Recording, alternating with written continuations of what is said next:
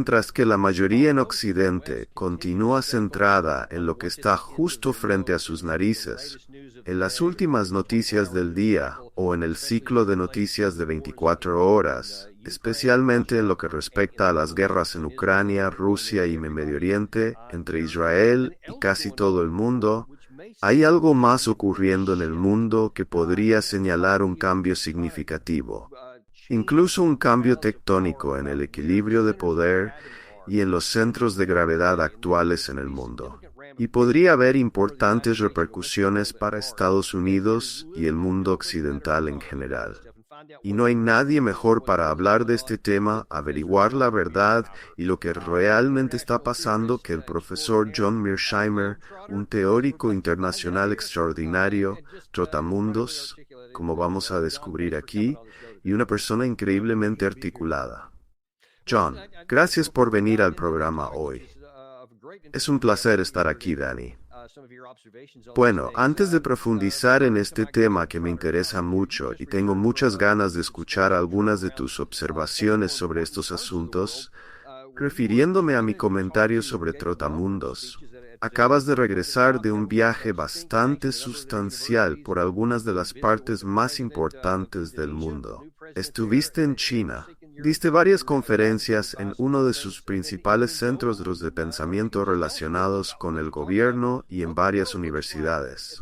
Visitaste al presidente de Indonesia, el nuevo presidente allí, que buscaba tu orientación y consejo sobre algunos temas. También estuviste en Doha. ¿Podrías contarnos un poco sobre lo que hablaste y cómo se ve el mundo desde los ojos chinos? Bueno, creo que lo principal que me llevo de mis viajes es que, una vez que sales del oeste, ves que las opiniones sobre la política internacional y los temas del día que personas como tú y yo tenemos son ampliamente compartidas. Si preguntas a la gente cuál es la causa principal de la guerra en Ucrania, casi todos los que hables fuera del oeste te dirán que es la expansión de la OTAN. Así que tienes esta situación muy interesante donde personas como nosotros o nuestras opiniones son más bien recibidas fuera del oeste que dentro de él. El segundo punto que quiero señalar es que está muy claro cuando viajas que la mayoría de las personas fuera del oeste cree que las personas en Occidente han perdido la cabeza. Simplemente no pueden entender lo que está pasando. No comprenden la política estadounidense. Por ejemplo, en todos los lugares a los que fui, la gente no podía entender por qué Estados Unidos está apoyando el genocidio israelí en Gaza. Y no pueden entender por qué Estados Unidos no ha terminado con la guerra en Ucrania. Todos entienden que esto es una causa perdida y están profundamente comprometidos en ver que se termine, pero piensan que Estados Unidos es un obstáculo en ese sentido. Así que tiene esta sensación de que la gente cree que Estados Unidos, los europeos y, por supuesto, los israelíes, esos tres grupos, realmente no están actuando de manera inteligente en absoluto. Bueno, es difícil discutir con eso. Cualquiera que esté dispuesto a verlo de manera realista, supongo, ¿verdad? De hecho, tuvimos al coronel Jack Bowe en el programa más temprano hoy, quien también utilizó ese lenguaje tan fuerte, diciendo que él mismo estaba casi arrancándose los pelos, tratando de entender por qué Estados Unidos y Europa están tomando algunas de las mismas acciones que mencionas. Entonces, uno se pregunta si tal vez más personas están comenzando a llegar a la misma conclusión. No sé si eso es más una esperanza que una observación, pero ciertamente aquellos fuera, como tú dices, del país lo están. Bueno, creo que más personas dentro del oeste, más que nunca, están comenzando a cuestionar lo que estamos haciendo. Quiero decir, creo que mientras más tiempo pase el genocidio en Gaza, más personas van a comenzar a levantarse y simplemente decir, esto es absolutamente aborrecible y tiene que terminar. Así que estás viendo que más personas están hablando, pero aún así, los números no son tan grandes y prácticamente no ha tenido ningún efecto en la política, ni en Gaza, ni con respecto a Irán, Hezbollah, ni con respecto a la guerra en Ucrania. Sí, y de hecho vamos a profundizar en todo eso hoy. Pero quiero empezar al principio del programa, hablando sobre lo que está en las noticias. El cónclave de BRICS acaba de terminar aquí, y por todos los informes, y tal vez incluso alimentado por algunas de estas observaciones que estás mencionando, que otras personas alrededor del mundo están haciendo, parece haber más interés en moverse hacia los BRICS o hacia casi cualquier otra cosa que parezca estable y ofrezca una oportunidad en la que todos ganen. Y sé que eso es lo que muchos de los líderes dentro de los BRICS, especialmente China y Rusia, han estado diciendo. ¿Ves algo de eso en tus viajes? Sí, creo que lo que está ocurriendo con los BRICS es completamente consistente con la discusión que acabamos de tener en los últimos 5 minutos. Los países fuera del oeste, ciertamente países como China, Rusia, Irán, Corea del Norte, por mencionar los más obvios, pero también países como India, son profundamente desconfiados, si no hostiles hacia Estados Unidos, y están muy interesados en crear instituciones alternativas a las instituciones occidentales. Están interesados en trabajar juntos para hacer frente a las amenazas de Estados Unidos. Esto ha sido obvio durante mucho tiempo con respecto a China y Rusia, que han trabajado juntos de manera muy cuidadosa y estrecha, porque ambos ven a Estados Unidos como un enemigo mortal. Pero incluso si hablas de un país como India, en India hay una profunda desconfianza hacia Estados Unidos. Y mucha gente en India no cree que Estados Unidos esté siguiendo políticas inteligentes. Y no quieren acercarse demasiado a Estados Unidos. Y realmente, en el análisis final, ¿quién puede culparlos? Lo que está ocurriendo es que todos estos países fuera de Occidente están tratando de encontrar formas de lidiar con Occidente. Creo que eso es lo que ves ocurriendo con los BRICS. Y por supuesto, no es algo que puedan simplemente decir, bueno, ya no nos gustan ustedes, nos vamos a ir por aquí. Porque todavía tenemos una de las fuerzas militares más grandes del mundo. Y definitivamente tenemos una economía con poder que no puede ser ignorado. La gente no quiere ignorarlo. De hecho, quiere beneficiarse de él y tener relaciones comerciales, etc. Pero en algún momento empiezan a decir, ¿dónde queremos asegurarnos de que nuestro pan esté principalmente untado? Y lo que es seguro, o al menos tal vez están tratando de diversificar y en lugar de depender solo de Estados Unidos. Y como yo argumenté, esta es una herida completamente autoinfligida. Quiero retroceder a un punto aquí para hablar sobre lo que creo que fue un gran punto de inflexión. Claro, cualquier cosa como esto probablemente se está construyendo desde hace décadas, pero quiero volver a un punto específico aquí y conocer tu opinión al respecto. Este es Joe Biden en el primer día de la guerra Rusia-Ucrania, hablando sobre cómo vamos a usar nuestro poder militar y económico para destruir a Rusia. Joe Biden: Putin eligió esta guerra y ahora él y su país sufrirán las consecuencias. Hoy estoy autorizando sanciones adicionales fuertes y nuevas limitaciones sobre lo que se puede exportar a Rusia. Esto va a imponer un costo severo a la economía rusa, tanto de forma inmediata como a largo plazo. Hemos diseñado estas sanciones deliberadamente para maximizar el impacto a largo plazo en Rusia y minimizar el impacto en los Estados Unidos y nuestros aliados. Limitarán la capacidad de Rusia para hacer negocios en dólares, euros, libras y yenes, para ser parte de la economía global. Limitarán su capacidad para hacer eso.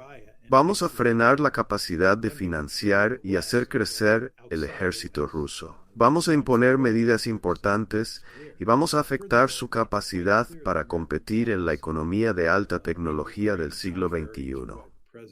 Ya hemos visto el impacto de nuestras acciones sobre la moneda de Rusia, el rublo. Los Estados Unidos y nuestros aliados y socios saldrán de esto más fuertes, más unidos, más decididos y con más propósito. Y la agresión de Putin contra Ucrania terminará costando a Rusia muy caro económica y estratégicamente. Los aseguraremos de eso. Putin será un paria en la escena internacional. Cualquier nación que cuente con la agresión desnuda de Rusia contra Ucrania quedará marcada por esa asociación. Vaya, cuando escuchas eso, justo cuando los ecos de la cumbre de los BRICS están dejando salir a todas estas naciones uniéndose, no suena como si hubiéramos sido muy exitosos en eso, ¿verdad? Sí, primero que nada, es obvio que hemos fracasado en convertir a Putin en un paria y aislarlo. Eso puede ser cierto en Occidente, pero fuera de Occidente eso no es cierto en absoluto, como deja claro la cumbre de los BRICS.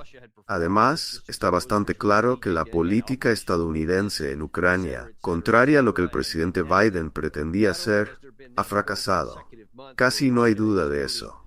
Ucrania está en proceso de perder la guerra, lo cual es otra manera de decir que la OTAN también está a punto de perder la guerra. Biden no logró poner a los rusos de rodillas. No destruyó la economía rusa.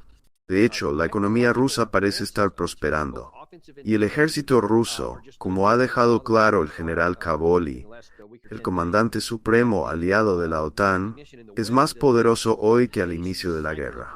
El ejército ruso, en otras palabras, está creciendo en poder, no perdiendo poder. Así que lo que ha pasado en Ucrania ha sido un fracaso colosal para la administración Biden. De hecho, acabo de ver un encabezado, o Gary tiene uno listo para mostrar, donde el general Kavoli dijo que sí, que ellos terminarán la guerra más fuertes de lo que estaban cuando entraron. Esa fue una de las grandes cosas que dijimos, especialmente en el primer año de la guerra, sobre lo terrible que había sido el desempeño de Rusia y todo lo que exponía sus debilidades estratégicas y operacionales, etc. Y ahora, no solo ha habido 12 meses consecutivos donde Rusia se está moviendo, ya sabes, cada vez más hacia el oeste de metódica y ahora de forma cada vez más rápida, sino que el complejo industrial militar ruso, el tamaño de su fuerza, el nivel de entrenamiento de sus fuerzas, los avances tecnológicos de sus fuerzas, tanto ofensivas como defensivas, son simplemente impresionantes. Este es otro informe que vi en la última semana o 10 días, que muestra el reconocimiento en Occidente de que el ritmo y el ciclo de las iteraciones de Rusia en el desarrollo de tecnología, contratecnología, nueva tecnología, es impresionante, mientras que nosotros seguimos en la edad de piedra en cierto sentido. Así que en todos los aspectos que quieras analizar, ellos son más fuertes y nosotros más débiles. Ahora, cuando hablas sobre lo que otras personas en el mundo ven, ¿qué impacto tiene eso en el futuro de la seguridad económica y nacional de Estados Unidos? Hay una distinción, Danny, entre poder y política. Y creo que esto es consistente con lo que dijiste hace unos minutos, cuando dijiste que Estados Unidos sigue siendo un país notablemente poderoso. Eso es ciertamente cierto, y creo que si viajas por el mundo, verás que los demás lo entienden. Nadie está argumentando que en términos de poder bruto, Estados Unidos haya perdido su ventaja. Estados Unidos sigue siendo un país increíblemente poderoso. Tiene una economía dinámica, y si miras el crecimiento de la población en el futuro, debería seguir siendo tan poderoso, si no más, que la mayoría de los demás competidores con los que se enfrenta en el planeta. Así que todos entienden eso. Lo que la gente cuestiona son las políticas estadounidenses. Piensan que nuestras políticas simplemente no tienen sentido en absoluto. Esto aplica en relación con Israel, con Ucrania, con el uso de sanciones y así sucesivamente. Entonces la gente cuestiona nuestras políticas y es consciente de que somos tan poderosos y lo que están tratando de hacer es sortear el hecho de que somos tan poderosos y crear instituciones o acuerdos cooperativos que les permitan protegerse frente al poder estadounidense. Y de una manera muy importante, eso es lo que muchos países están tratando de hacer. Simplemente protegerse, defenderse contra la potencia estadounidense. Sabes, me pareció muy interesante que hay un área en la que Biden dijo en ese discurso de 2022 que acabo de reproducir hace un segundo, y Vladimir Putin, de hecho creo que fue hace un par de días, parece estar de acuerdo con un punto. Biden dijo en ese discurso que iba a restringir la capacidad de Rusia para usar el dólar y dificultarle las cosas, y ahora Putin dijo hace unos días que parece estar de acuerdo con eso. Ahora, como él dijo en ese segundo clip, esto es algo que se mueve lentamente. No es que ahora que terminó la cumbre de los BRICS, el dólar va a caer la próxima semana.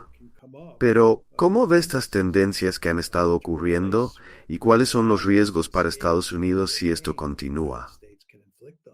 No hay duda de que alrededor del mundo la gente está profundamente angustiada por el hecho de que el dólar sea tan poderoso en términos de intercambio internacional o comercio económico. Y sabes, todo el sistema SWIFT es algo que le permite a Estados Unidos tener una palanca económica significativa sobre países de todo el mundo. Y les gustaría encontrar una manera de crear un sistema que supere, o sea, una alternativa al sistema SWIFT y al dólar. Pero hacer eso es mucho más fácil decirlo que hacerlo. Es simplemente muy difícil. Y no está claro que pronto los rusos y los chinos, trabajando juntos, o cualquier grupo de países trabajando juntos, puedan crear un sistema de pagos para reemplazar a SWIFT y permitirles escapar del verdadero dolor que Estados Unidos puede infligir a esos países. ¿Y cuáles serían los intercambios para estos otros países que pudieran estar involucrados en eso?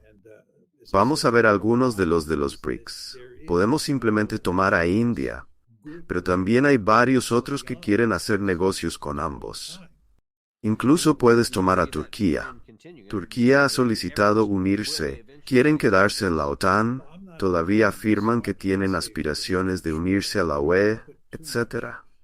Pero ¿cuáles son los intercambios, los pros y los contras de querer decir, vamos a tener un sistema alternativo a SWIFT, pero también seguir haciendo negocios con el dólar? El intercambio es muy simple. Ellos simplemente quieren ingresar a un sistema alternativo o poder acceder a un sistema alternativo donde puedan evadir las sanciones estadounidenses, puedan evadir el castigo de Estados Unidos. Es tan sencillo como eso. La realidad es que, dado el poder del dólar y el sistema SWIFT, es muy fácil para Estados Unidos sancionar a países de todo el mundo, y están buscando maneras de sortear eso. Y como dije antes, el problema es que no hay una forma obvia de ir más allá del sistema SWIFT en este momento. ¿Ves que esta tendencia continúe o crees que los esfuerzos finalmente tendrán éxito? No soy economista, así que no puedo decirlo con certeza. Quiero decir, no quiero poner demasiado énfasis en lo que tengo que decir sobre estos temas, porque no es mi área de especialización. Pero todo lo que leo dice que es poco probable que surja una alternativa al sistema SWIFT en el corto plazo. Así que vamos a hablar de una de las otras cosas que Biden dijo en su discurso, que era que quería convertir a Rusia en un paria en la escena internacional. Pero, como mencionaste, en este informe se muestra que no hay muchos parias por aquí.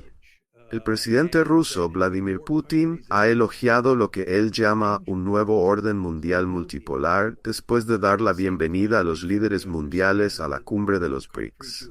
La reunión en Rusia es la primera desde que la Alianza de Naciones de Mercados Emergentes incorporó a 4 nuevos miembros: Egipto, Irán, Etiopía y los Emiratos Árabes Unidos. En los márgenes de la cumbre, el líder chino Xi Jinping y el presidente indio Narendra Modi están listos para celebrar su primer encuentro bilateral en 4 años. El secretario general de la ONU, Antonio Guterres, también está presente. Se sentará con el presidente ruso Putin para discutir la guerra en Ucrania, una decisión que ha enfurecido al gobierno de Ucrania. En muchos de tus viajes por el área del Indo-Pacífico, especialmente, ¿escuchaste alguna discusión o alguien hablar sobre el deseo de ver que los BRICS se expandan aún más de lo que está ahora? No, creo que la mayoría de las personas entienden que los BRICS ya son muy grandes y que agregar más países sería un peligro potencial porque se volvería ingobernable en ese momento. Al mismo tiempo, entienden perfectamente que cuantos más países tengas, más parecerá que el mundo se está alineando con China, Rusia e India, que son tres de los países clave que lideran los BRICS. Pero no tuve la sensación de que la gente estuviera pasando mucho tiempo pensando en cómo expandir los BRICS. ¿Y qué piensas tú sobre, no sé si la palabra objetivo es la correcta, pero hacia dónde van las cosas en términos de lo que Rusia y China en particular quieren lograr con este movimiento? No solo en el aspecto económico, sino también en el enfoque intelectual.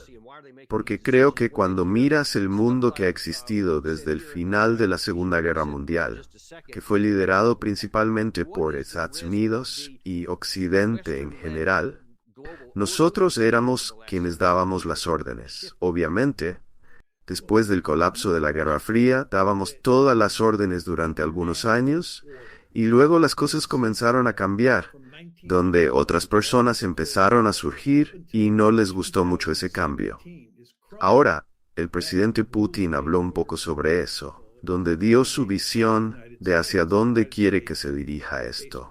Entonces, dado lo que mencionaste antes sobre cómo la gente en todo el mundo se pregunta qué está ocurriendo con la política estadounidense y por qué están tomando estas decisiones, cuando escuchan cosas como lo que dijo Putin aquí o lo que dijo Xi Jinping en un momento, ¿cuál es el riesgo para el orden global occidental que hemos visto durante los últimos 75 años de que éste esté cambiando?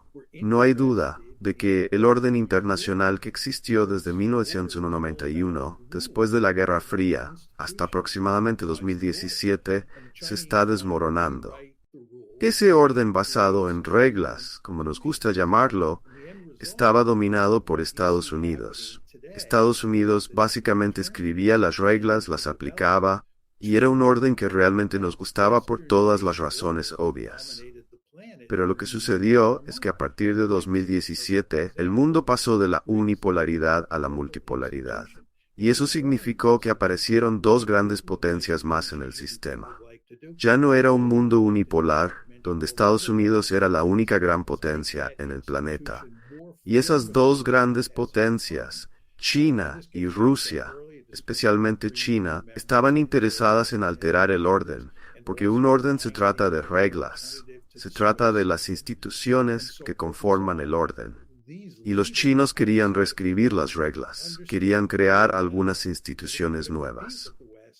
El resultado final es que lo que vemos ocurriendo hoy es que están comenzando a desarrollarse alternativas a ese orden occidental que dominó el planeta durante el momento unipolar.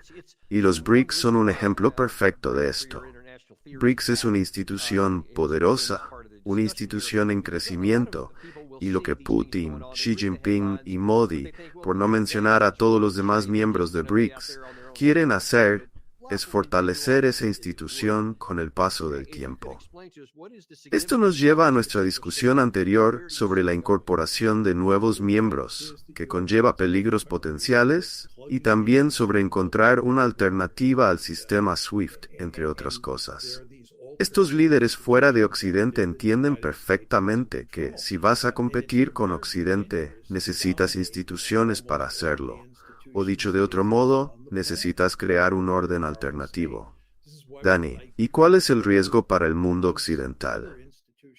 Esto es una de las razones por las que agradezco tu perspectiva como teórico internacional, especialmente en esta parte de la discusión, porque muchas personas ven estas cosas que están ocurriendo, leen los titulares, pero piensan, bueno, al final del día nada realmente va a cambiar. Ellos simplemente estarán allá teniendo su propia fiesta, pero la vida continuará como siempre.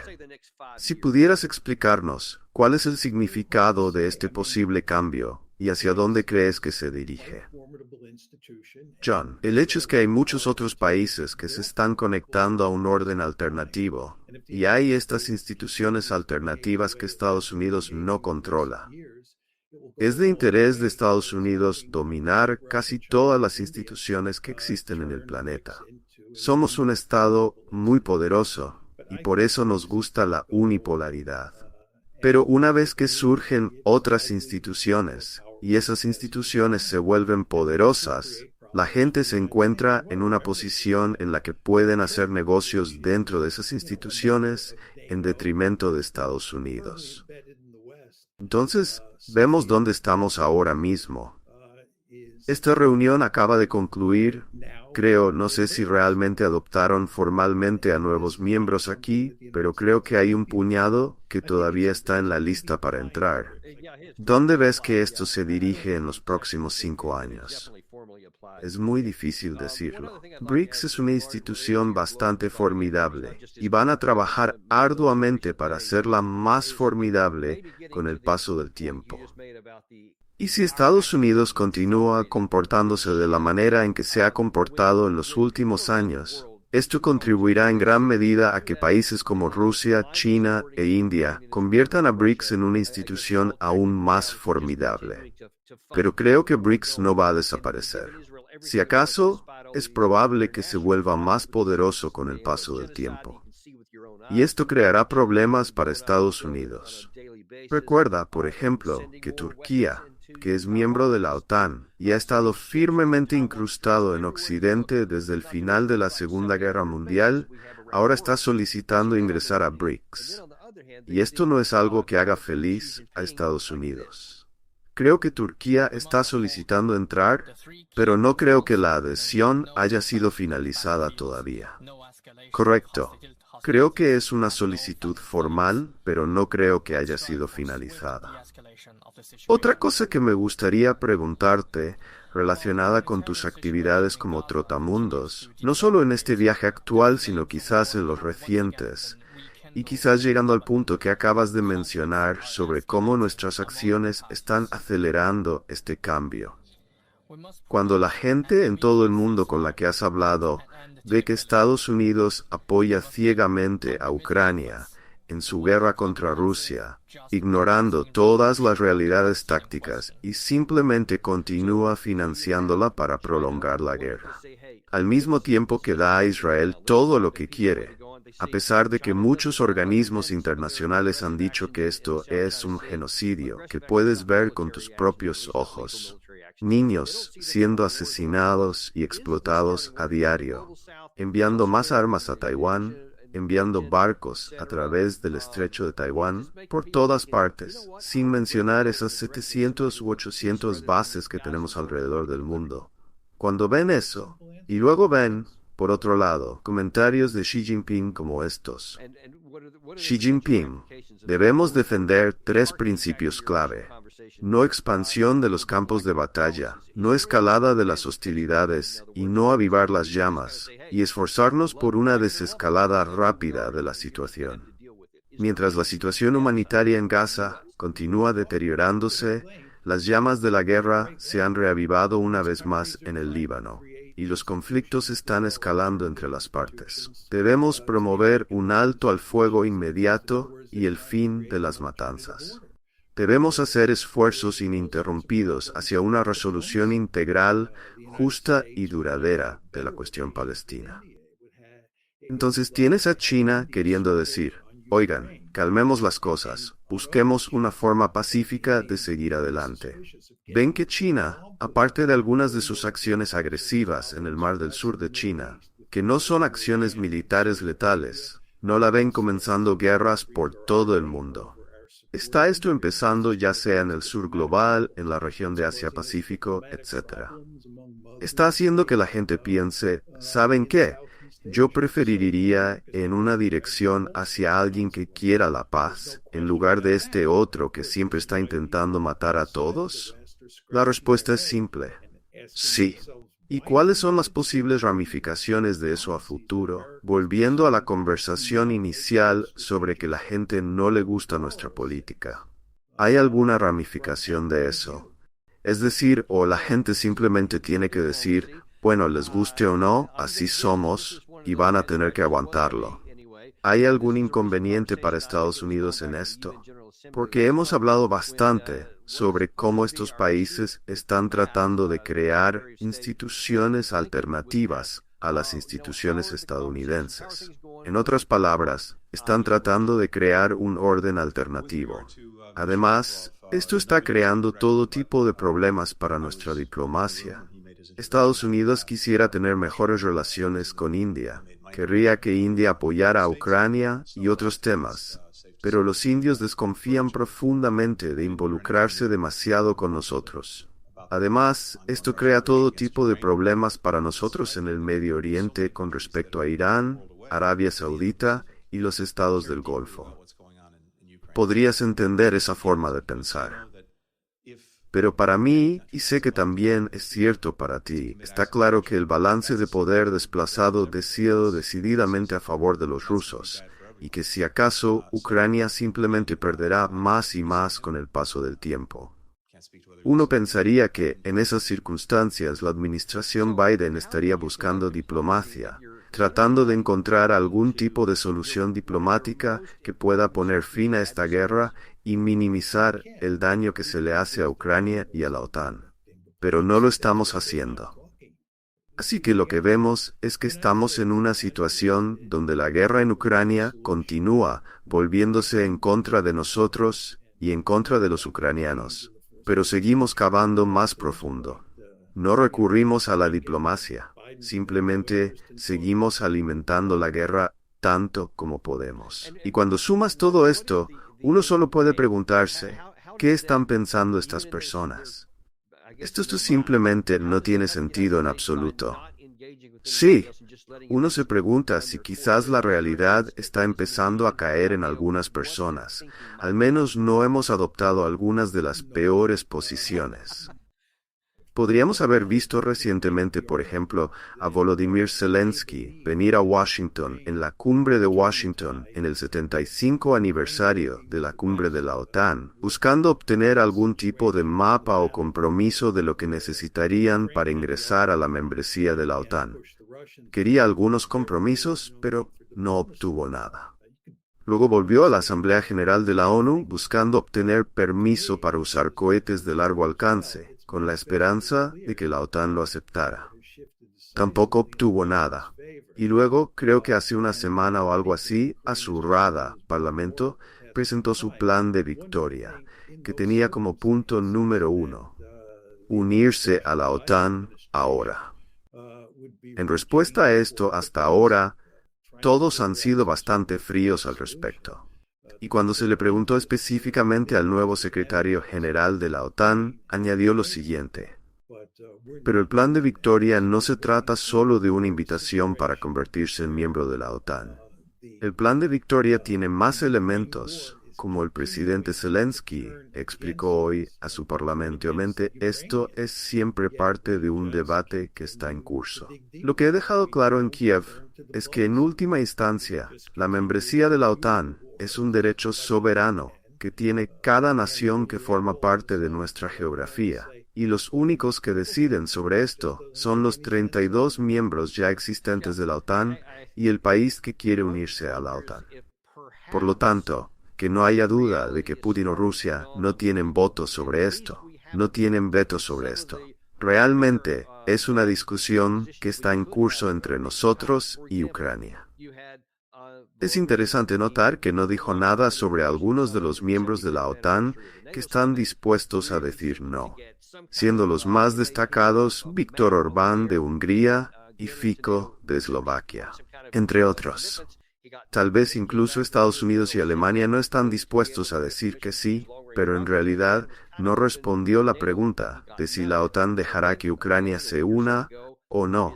Todo esto simplemente pospone la decisión. Y me pregunto, y esto puede ser otra de esas preguntas, donde uno simplemente se rasca la cabeza y dice, no lo sé. Pero podría ser que no queramos abordar esto debido a la presión que la administración de Biden podría estar ejerciendo para decir, no hablemos de esto hasta después del 5 de noviembre, luego podremos empezar a tratar de resolverlo. De lo contrario, ¿hacia dónde vamos con esto? Bueno, hay dos puntos. no es solo que se esté posponiendo la decisión, sino que en realidad se está empeorando una mala situación, porque básicamente se le está diciendo a los rusos que la opción de integrar a Ucrania en la OTAN todavía está sobre la mesa. Y eso solo incentivará a los rusos a hacer aún más daño a Ucrania, a tomar más territorio y asegurarse de que Ucrania termine siendo un estado verdaderamente disfuncional. Esto es completamente contraproducente. Y la idea de que Putin no tiene voto aquí es simplemente incorrecta. Putin ha dejado claro que hará todo lo posible para asegurarse de que Ucrania nunca se una a la OTAN. Y no creo que haya mucho que los estadounidenses y los europeos puedan hacer para cambiar esa situación. Así que esto es una verdadera tragedia. Otro punto. Hay que recordar que la administración Biden está casi en su historia. Biden dejará la Casa Blanca en enero de 2025. Y es difícil imaginar si Kamala Harris, o ciertamente, si Trump gana, mantendrán a Tony Blinken, Jake Sullivan y Lloyd Austin. En mi opinión, eso no va a suceder, y va a llegar un nuevo equipo. Esto me dice que no queda mucho tiempo para que la administración de Biden cambie de rumbo y trate de arreglar el problema. Así que lo que creo que veremos entre ahora y enero de 2025 es más de lo mismo. Y lo único que podría cambiar la situación radicalmente es si el ejército ucraniano se colapsa ante la ofensiva rusa. En ese caso, la administración Biden se enfrentaría a una situación radicalmente diferente a la que existe ahora. Pero por lo demás, creo que lo que Biden y su equipo van a hacer es simplemente mantener el statu quo. ¿Y qué pasa con Volodymyr Zelensky? Él ha estado en todas estas cumbres y hizo una gira europea recientemente en la última semana, tratando de obtener permiso para hacer todo tipo de cosas, y realmente ha salido con las manos vacías. Ha recibido algunos paquetes militares, tanto de los Estados Unidos como del Reino Unido, y la Unión Europea le ha dado algo de dinero, lo cual mantiene la guerra con vida artificialmente. Pero como dijiste antes, tan elocuentemente y enfáticamente, no hay una solución militar, ni siquiera para sobrevivir. Entonces, ¿dónde va Zelensky con todo esto, si no está obteniendo las cosas que cree que necesita realmente para cambiar la dinámica? Y él mismo, mejor que cualquiera de nosotros, puede ver cómo su ejército se está desintegrando semana tras semana. Es difícil entender qué está pensando. Como tú y yo hemos discutido antes, uno pensaría que si estuviera jugando su mano, trataría de encontrar alguna solución diplomática para poner fin a la guerra y lograr el mejor trato posible. Es decir, eso sería lo lógico, dado que están perdiendo en el campo de batalla y no hay manera de alterar el equilibrio de poder existente. De hecho, si acaso, el equilibrio de poder existente solo se va a hacer peor para Ucrania. Pero él no ha ido en esa dirección en absoluto. Él simplemente se está aferrando y continúa haciendo argumentos y presentando propuestas de políticas que, en mi opinión, no tienen ningún sentido. Dani, no entiendo. ¿Sabes lo que está diciendo cuando introduce este plan de victoria? Es delirante, simplemente no va a funcionar. Pero parece que eso es lo que está intentando hacer. Y en algún momento, quién sabe dónde está ese punto, o será derrocado desde adentro, o los eventos en el campo de batalla lo obligarán a cambiar de curso, o forzarán a Ucrania a cambiar de liderazgo. Pero bueno, su enfoque político no es sostenible a largo plazo. Sí, eso es realmente lo que importa. No es sostenible. Antes de cambiar de tema, quiero tocar algo en el Medio Oriente antes de que te vayas.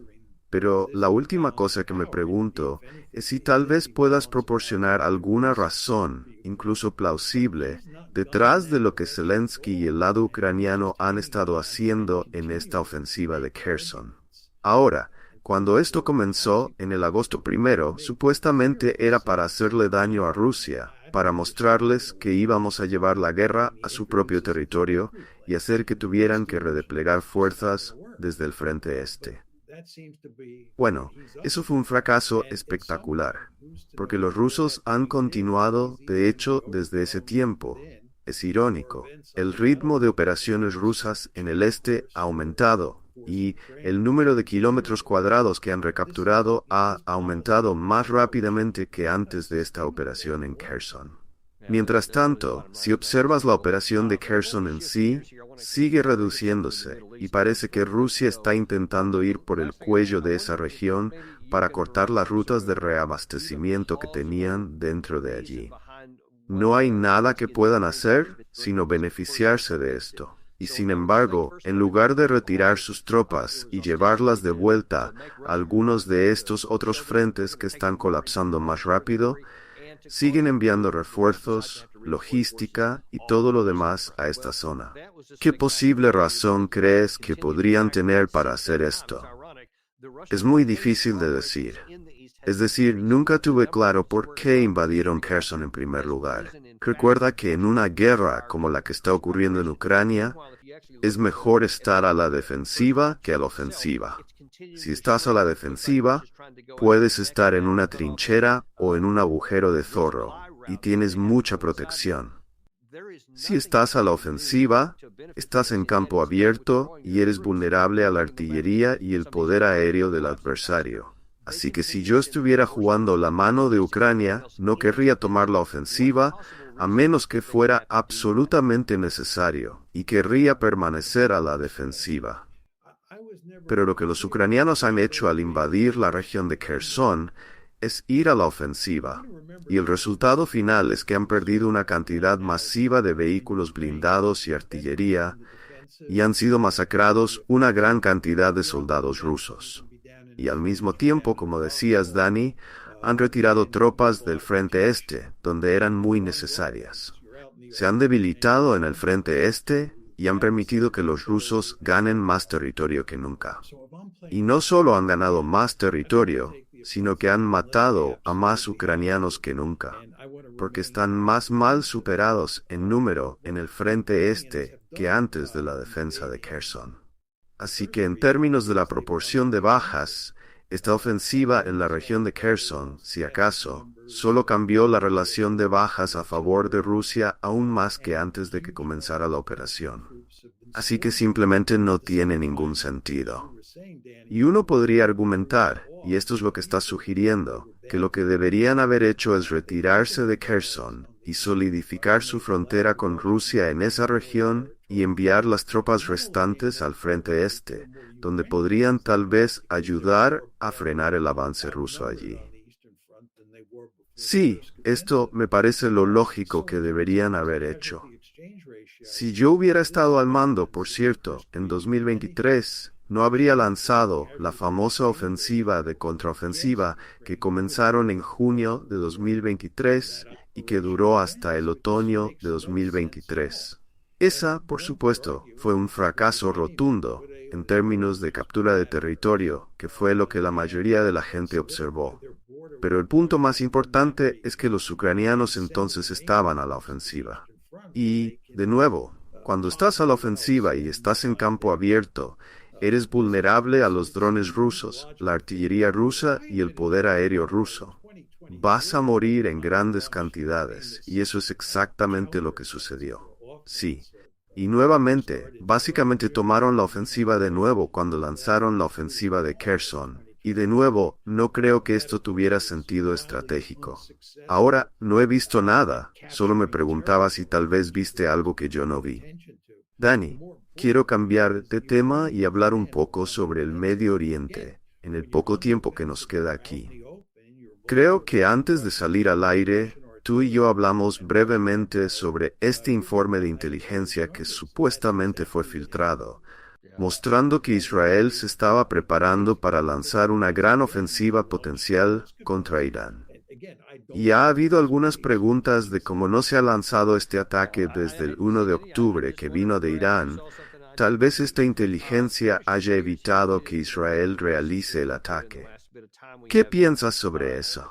Bueno, hubo 2 documentos que fueron filtrados, y estos eran documentos muy clasificados, documentos de palabra clave, Un número limitado de personas tenía acceso a estos documentos, y los documentos revelaron mucho sobre qué tipo de armas los israelíes estaban planeando usar y cómo se veían sus preparativos. Pero, por lo que pude ver al observar los documentos, no estaba claro cuál era el conjunto de objetivos en Irán, más allá de atacar radares e instalaciones de inteligencia en Irán. Y creo que, sin importar cuál sea el objetivo final, el conjunto final de objetivos dentro de Irán, lo primero que haría sería atacar los radares de defensa aérea y las instalaciones de inteligencia, todo con el propósito de cortar un corredor hacia Irán. Así que, sin importar cuál sea el ataque, creo que esos tipos de objetivos mencionados en estos documentos eran los obvios y aplicarían para cualquier tipo de ofensiva. Pero la gran pregunta que nos planteamos es si van a atacar las instalaciones nucleares de Irán. Si van a atacar las instalaciones petroleras de Irán, estamos hablando de las refinerías y los campos petroleros, o si no van a atacar esos dos conjuntos de objetivos. ¿Qué tipo de instalaciones, qué tipo de centros poblacionales, si es que hay alguno, van a ser atacados? Y no creo que esos documentos nos digan nada sobre ese conjunto de objetivos final. Así que, el argumento que algunas personas están haciendo hoy, de que los israelíes están retrasando el ataque, porque esta información importante ha sido filtrada a los iraníes, que ahora pueden prepararse mejor para un ataque israelí, no parece tener sentido para mí. Tal vez me estoy perdiendo algo aquí, pero no creo que se haya revelado mucho en esos documentos sobre lo que los israelíes están planeando hacer finalmente contra Irán. De hecho, recientemente mostramos aquí que el ex primer ministro Naftali Bennett aboga fuertemente por la lista de objetivos que acabas de mencionar, sobre tanto las instalaciones nucleares como las energéticas, porque él dice que esto representa una oportunidad que solo ocurre una vez en 50 años, etc. Y no está solo en esto. Bolton también salió hace unos días e intentó empujar esa línea. No me creo el argumento de que necesariamente hayan acordado no atacar las instalaciones nucleares y petroleras. Creo que el programa nuclear es un programa militar y de hecho es el más peligroso, no solo para Israel, sino también para Estados Unidos. Y como política de no proliferación, realmente es peligroso para el mundo en su conjunto. ¿Y cómo ves eso? Es decir, veamos si lo hacen o no. ¿Cuáles serían las repercusiones para la región si Israel lo hiciera? Porque eso sería mucho más que cualquier cosa que haya sucedido entre Irán e Israel antes. El primer punto que hay que destacar es que casi todo el mundo que conozco cree que los israelíes por sí solos no pueden destruir la capacidad nuclear de Irán, que necesitan a los estadounidenses. Y aunque los estadounidenses estén involucrados, no está claro que los estadounidenses y los israelíes juntos puedan destruir todas las instalaciones nucleares en Irán. Pero supongamos que no ese es el caso, o supongamos que los estadounidenses y los israelíes juntos pueden destruir las instalaciones nucleares de Irán. Si eso sucediera, lo que los iraníes harían sería redoblar sus esfuerzos para construir nuevas instalaciones y eventualmente obtener la bomba. No hay manera de eliminar la capacidad nuclear de Irán de manera definitiva. Por cierto, esta es la razón por la que Estados Unidos no lanzó una guerra preventiva contra las instalaciones nucleares soviéticas a principios de los 50. Recuerda que en 1949 los soviéticos detonaron su primera arma nuclear. Luego pensamos mucho y con seriedad sobre atacar sus instalaciones nucleares y destruirlas. Pero decidimos que no tenía mucho sentido intentar hacer eso, porque los soviéticos, en última instancia, reconstruirían todas esas capacidades que destruimos y obtendrían la bomba. Y el resultado final sería que los soviéticos tendrían armas nucleares y estarían furiosos. La misma lógica básica se aplica aquí. Puedes ir y tal vez destruir sus instalaciones nucleares Si son los estadounidenses y los israelíes actuando como equipo, tal vez puedas destruir todas esas instalaciones nucleares existentes. Pero eso no evitará que Irán obtenga la bomba, y de hecho le dará a Irán un incentivo para obtenerla. Los iraníes aún no han tomado la decisión de obtener armas nucleares. Según lo que sabemos, estamos bastante seguros de eso. Y creo que si atacáramos esas instalaciones nucleares con los israelíes, o incluso si solo lo hacen los israelíes, es muy probable que decidan que necesitan armas nucleares para disuadir un futuro ataque de esa naturaleza. Y si los iraníes obtienen armas nucleares, los saudíes han dejado claro que van a obtener armas nucleares. Y si los saudíes e iraníes tienen armas nucleares, puedes estar seguro de que los turcos, los iraquíes y los egipcios pensarán mucho sobre obtener armas nucleares propias. Y ese proceso de proliferación en todo el Medio Oriente no es una situación que queramos ver. Pero esa es la consecuencia que creo tendría ir tras sus capacidades nucleares. Así que, de nuevo, no creo que esto tenga mucho sentido. Pero eso no significa que los israelíes no intenten hacerlo. Y esas son las repercusiones a medio plazo que estás describiendo. Pero ¿qué hay de la reacción inmediata? El ministro de Defensa iraní, y creo que también el ayatolá, han sido muy claros públicamente de que si Israel viene y golpea algo fuerte y mata a mucha gente, van a quitar las restricciones que han tenido desde abril y el 1 de octubre y golpearán algo aún más fuerte en Israel. ¿Hasta qué punto crees que Israel estaría en riesgo si Irán cumple sus amenazas? Bueno, creo que está bastante claro que, si miras los ataques de abril, esa fue la primera serie de ataques. Recuerda que el 1 de abril, los israelíes atacaron la embajada iraní en Damasco, y luego los iraníes respondieron el 14 de abril. Fue una represalia coreografiada, porque Estados Unidos e Irán querían asegurarse de que ninguno de los dos países fuera arrastrado a una guerra. Así que fue algo bastante limitado, y luego los israelíes respondieron. Luego, los israelíes respondieron el 19 de abril con una pequeña represalia. Pusimos mucha presión sobre ellos para que no respondieran de manera desproporcionada. Así que ese conjunto de ataques y contraataques entre el 1, 14 y 19 de abril fue la primera iteración de este conflicto entre Irán e Israel. Luego, el 31 de julio, los israelíes mataron a Ishaq Hanna, el líder palestino en Irán, por lo que los israelíes atacaron Irán, y los iraníes dijeron que iban a responder. Esa represalia llegó el 1 de octubre, y según todos los informes, hubo alrededor de 180 misiles balísticos dirigidos a Israel. Ahora, lo que estamos esperando es el contraataque de Israel. Eso es de lo que estábamos hablando antes. Así que tenemos el 31 de julio, el 1 de octubre, y en algún momento en un futuro no muy lejano, habrá un contraataque por parte de Israel. Como señalas correctamente, Dani, los iraníes han dejado claro que, cuando Israel responda o contraataque, los iraníes contraatacarán nuevamente. Y la pregunta que debes hacerte es, ¿qué harán los israelíes? Y lo más probable es que responderán de nuevo. Lo que está pasando aquí es que estamos subiendo por la escalera de la escalada, y hacia dónde nos lleva todo esto, quién sabe. Y podría ser el caso, por cierto, que los estadounidenses realmente sean arrastrados al conflicto. Y podría ser el caso de que los estadounidenses e israelíes decidan, a medida que suben por la escalera de la escalada, atacar las instalaciones nucleares de Irán. No digo que eso sea probable, de hecho, creo que es poco probable, pero es un escenario plausible.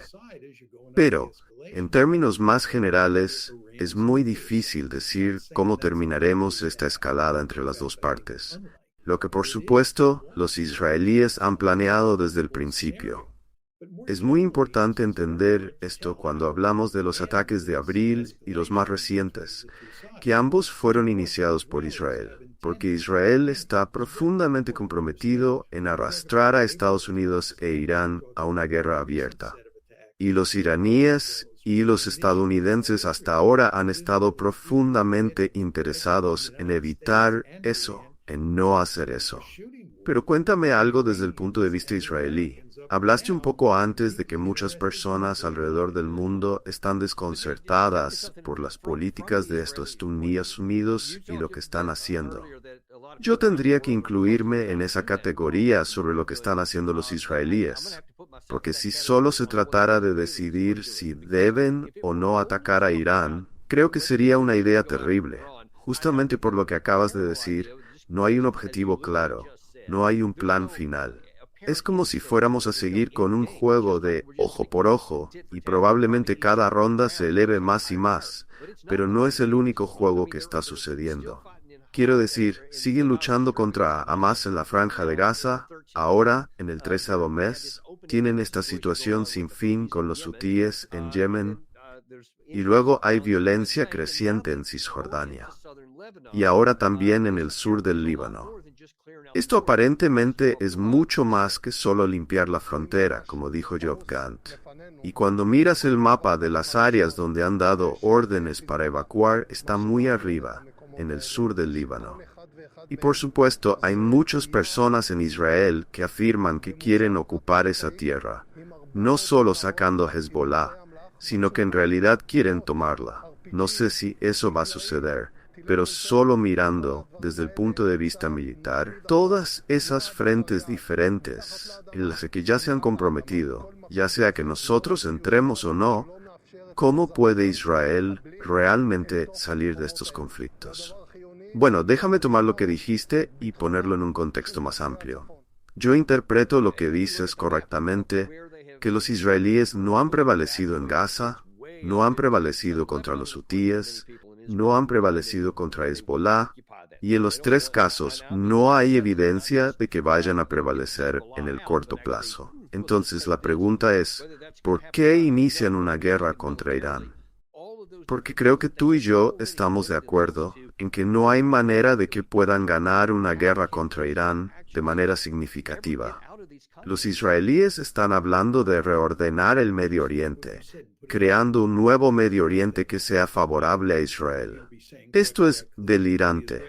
Quiero decir, dado el estado de la guerra en Gaza, en Líbano, con los hutíes y con lo que sería una guerra con Irán, no va a haber ningún nuevo Medio Oriente que se vea bien desde el punto de vista de Israel. Simplemente no va a pasar. Así que esto plantea la pregunta, ¿por qué enfrentarse a Irán? No tiene mucho sentido. Puedo ofrecer al menos dos explicaciones plausibles de lo que está pasando aquí. Primero, Benjamin Netanyahu no puede permitirse la paz. Necesita guerra constante y por lo tanto, lo que tiene que hacer es escalar en todas partes. Simplemente aumentar el número de conflictos en los que Israel está involucrado. Porque cuán más peligrosa sea la situación para el cuerpo político israelí, más probable es que tenga buenas calificaciones y se mantenga en el poder. Esa es una posible explicación. La segunda explicación, y creo que esta no se debe subestimar, es que los israelíes están principalmente preocupados por la limpieza étnica en Gaza y en última instancia también en Cisjordania. Los israelíes están profundamente comprometidos en expulsar a tantos palestinos como sea posible de Gran Israel. John, y creo que ellos creen que una configuración general presenta la mejor oportunidad para hacer esto. ¿Quieres recordar que las dos grandes limpiezas étnicas de los palestinos por parte de los israelíes ocurrieron primero en 1948 y luego en 1967? Y ambas tuvieron lugar en el contexto de una guerra. La Guerra de Independencia de Israel en 1948 y luego la Guerra de los 6 Días en 1967. Creo que un buen número de israelíes cree que si tienes una configuración general, sabes, Irán involucrado profundamente en una guerra contra Israel, con Estados Unidos del lado de Israel, eso brinda una oportunidad para que los israelíes lleven a cabo la limpieza de los palestinos, lo cual es, en mi opinión, su objetivo más importante, por mucho. No creo que les importe tanto Irán. Les preocupa Irán, pero Irán, en un sentido, es secundario. El problema palestino es lo que realmente les gustaría resolver. Quieren limpiar a los palestinos de Gaza, y por cierto, por eso Netanyahu no estará de acuerdo con ningún tipo de acuerdo o alto al fuego en Gaza. Quiere terminar el trabajo, quiere expulsar a los palestinos. Y nuevamente, creo que se podría argumentar que esta es una razón por la que él y sus subordinados dan la bienvenida a una guerra con Irán. ¡Wow! Eso es profundamente angustiante, porque no veo ninguna perspectiva de que ellos logren esos objetivos. Creo que los medios que tienen para lograr esos fines no van a funcionar, y temo lo que pueda ocurrir en la región si lo intentan. Es simplemente difícil ver cómo las guerras en el Medio Oriente que Israel está librando ahora puedan llegar a un final feliz. No veo ninguna historia que se pueda contar sobre cómo todo esto termina. Muy importante, debido al poder del lobby israelí en Estados Unidos, estamos prácticamente unidos a Israel. Estas no son solo guerras de Israel, son también las guerras de Estados Unidos. Y el resultado es que estamos atrapados en estos diversos conflictos que no tienen solución y que nos causan todo tipo de problemas, no solo en la región, sino en todo el mundo, como mencionamos antes. Y luego, cuando unes esta discusión que estamos teniendo con lo que ocurre en el Medio Oriente, con lo que pasa en Ucrania, y lo que es una situación desastrosa, no solo para los ucranianos, sino también para Occidente. Y esto, por supuesto, incluye a Estados Unidos. Ves que realmente estamos en serios problemas. Y no tenemos una manera simple de solucionar estos problemas, ni a corto ni a largo plazo. Parece que estos problemas van a seguir ahí, por lo que se puede ver, y esto no es bueno para los Estados Unidos. Sí, eso es. Y esa es una de mis principales motivaciones para traer a colación situaciones como esta y discutir este tipo de cosas, para resaltar la irracionalidad de todo esto y con suerte mostrar un camino, porque esto no es solo un callejón sin salida, sino un callejón sin salida con un gran fuego adentro al que nos dirigimos si no cambiamos de rumbo rápidamente. Y no sé si es solo una esperanza contra esperanza. Si sea una administración de Harris o Trump la que intente empezar a contar los costos y pensar, está bien, es hora de hacer algo diferente. Solo podemos esperar, y la esperanza siempre está ahí, supongo. Sí, no lo sé. Realmente no hay nada bueno. Puede que también sea una ilusión por mi parte, pero tendremos que esperar y ver cómo se desarrollan las cosas. Pero en cualquier caso, estamos muy agradecidos de tenerte hoy. Muchas gracias por venir a proporcionar estas percepciones tan claras y a veces deprimentes, pero a veces así es la verdad. Pero la verdad, de todos modos, y eso es lo que estamos aquí para hacer. No nos dejamos intimidar ni comprometer, nos guste o no, esta es la verdad. Y seguiremos trayéndola. Y también la llevaremos a ti a través de podcast. Si no puedes ver todos nuestros programas en video aquí, puedes ir a Apple Podcast, Spotify, Podcast Addict o donde sea que escuches tus podcasts, buscar Daniel Davis Deep Dive y te enviarán directamente allí. Muchas gracias. No olvides darle me gusta y suscribirte si aún no lo has hecho. Es más útil de lo que crees.